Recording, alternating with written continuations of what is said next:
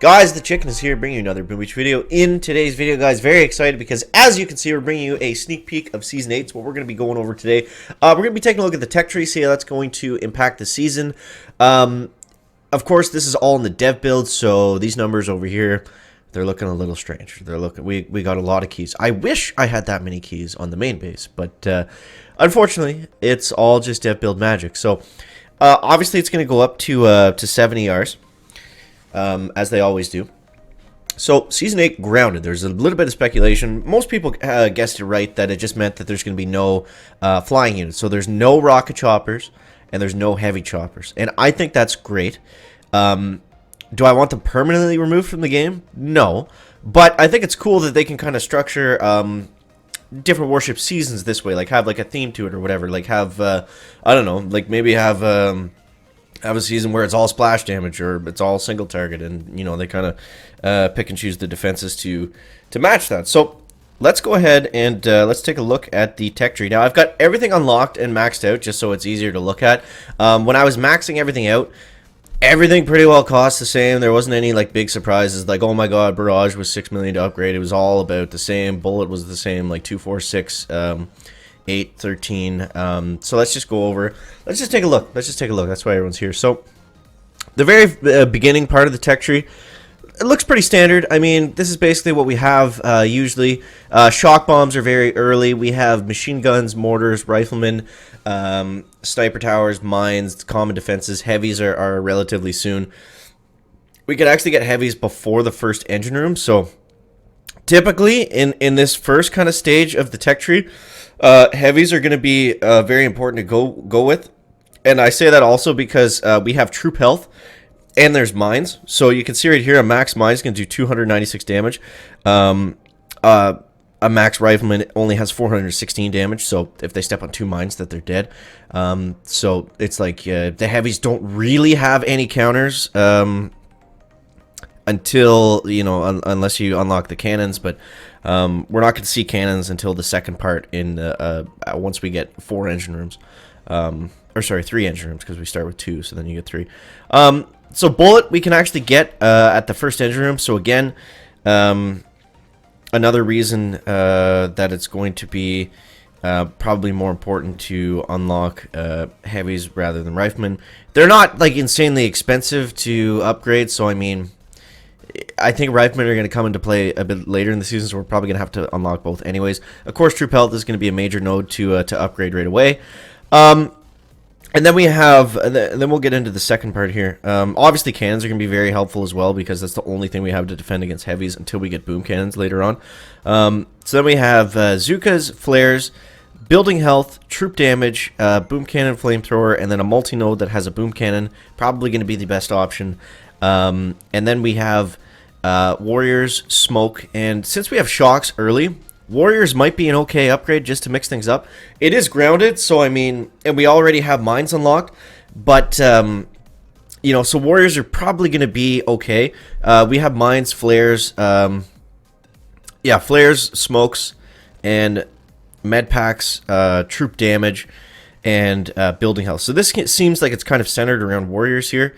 There's a lot of, you know, with the smoke flares and med packs, things that are going to help warriors, but there's also building health, which is kind of going to counter that a little bit. So, I mean, if you set your base up too much to defend against heavies at the start, you're going to get punished later if people are using warriors. So, don't go all in one direction. Like, especially at the beginning, it's kind of better overall to have like a good sort of mix.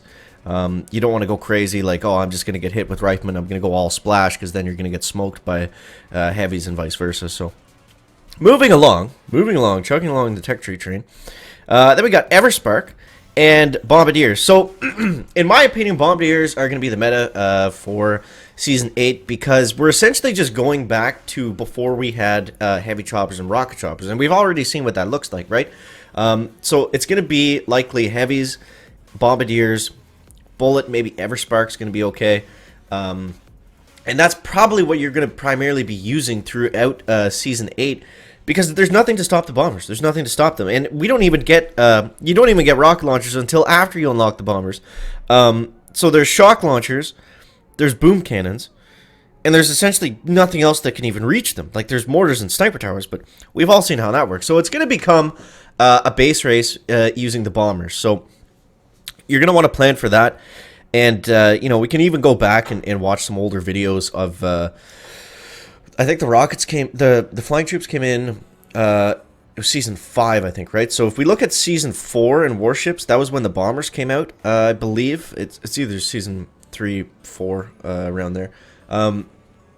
Just kind of when they were first introduced. I feel like that's gonna be a good representation of what this season is gonna turn out to be. So that's probably a good idea. And of course, we want to save up for the bombers and max them out as quickly as possible. I would go for bombers over a lot of this stuff here. Like, I wouldn't, waste time upgrading warriors since the bombers are so close. Sure, the warriors might be useful, but I don't think they will be for very long. So. And then we move down, and a good thing about this tech tree, they've kept barrage and I believe artillery. Yeah, so they kept barrage and artillery way towards the end again, which is great, just so we avoid the meta of just barraging and artillerying down engine rooms, because that's not a fun way to play the game that we discovered in season 3, I think it was, or it might even have been later, but it doesn't matter. So then we got rocket launchers. These are going to be important because they're like the only thing that can stop the bombers, rockets, and shocks. I don't think we have any... No, we don't have any prototypes until right around here, this later part of... later kind of middle part of the tech tree. And then we got doom cannons, we got shock blasters. So that boom surprise image is glitched, but it's the dev build, so there's weird stuff on here. So yeah, I would probably go with the doom cannon, maybe the shock blaster, probably not the boom surprise. Because we don't even have we have tanks, but we don't even have scorchers until later on, and I feel like scorchers they're not going to be as good as bombardiers. Typically scorchers and tanks have not been good in warships, so I wouldn't bank on them being good this season. It is called grounded, so it kind of remains to be seen, but I would definitely lean towards unlocking and upgrading the bombardiers first and foremost. So we move down the tree. And it's kind of just, at this point, things are getting really expensive. You're going to need a lot more keys to get back here. We got the Cryoneers. We have Sky Shields that are actually early enough that most people are going to be able to get them.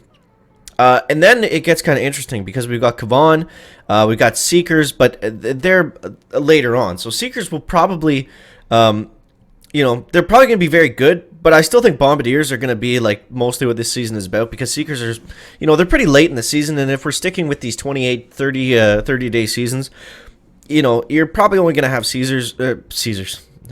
Chickens got Caesars on the mind. You're probably only going to have Seekers, maybe for the last week if you really grind things out and play really well, but likely you'll only have them for a few days. So, and you get them the same time as Kavan. So Seeker, Bomber, Kavan, Bullet, or Everspark. Seeker Bullet is usually pretty good, so that's probably going to come into play towards the end of the season. And yeah, so then we got the statue nodes, we got artillery and barrage. Those are going to be super helpful, especially when you're playing with Seekers, because then you can take out one with just artillery and barrage, and then you can just set the Seekers loose on the other 4 or the other 5. Engine rooms, depending where you're at exactly, but that's typically how it goes towards the end of the season. So yeah, I would probably, in terms of upgrade tokens, around here, you're gonna get your statue nodes. You're gonna get those maxed out, of course.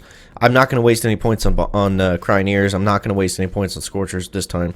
Probably not gonna upgrade Kavan until we really see if he's gonna be dominant or not.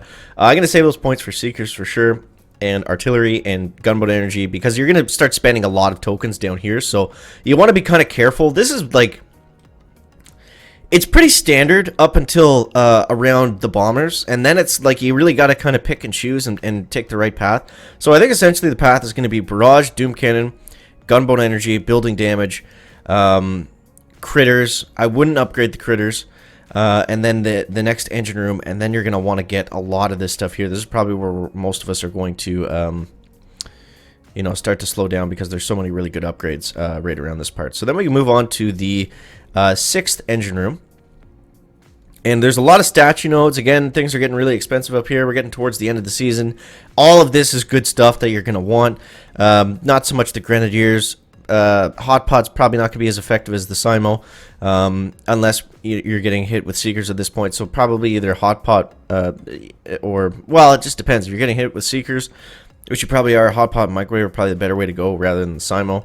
Simo is good when you have nothing else to defend against bombers, kind of at the beginning of the tech tree, but any bit later than that, then it's not going to be super, super helpful. So, and then we get towards the end of the tech tree. Nobody's going to get here anyway, so it doesn't really matter. But guys, I hope that you know, it's all good stuff. It's all like heavy prototypes and extra shock mines and troop damage, building damage. So, guys, I hope that helps you out with some of your decisions going into Season 8. It's going to be a lot of fun. It starts very soon. It actually starts tomorrow at 2 a.m. So I think okay. Not I think. Here's what we're doing, guys. The Chicken is doing a Warships launch stream at 2 a.m. I'm pretty sure it's 2 a.m. 2 a.m. Eastern time. So make sure to subscribe to the channel. Stay tuned for that. You're going to watch Chicken go through all the mistakes and the upgrades that you shouldn't make. So it'll be a lot of fun, and I'm really looking forward to it. So, yeah, guys, as always, thank you so much for watching. That is going to wrap it up for the video today. Make sure to leave a like if you found it interesting, entertaining, or informative, and we'll see you next one. Guys, Chicken out. Back.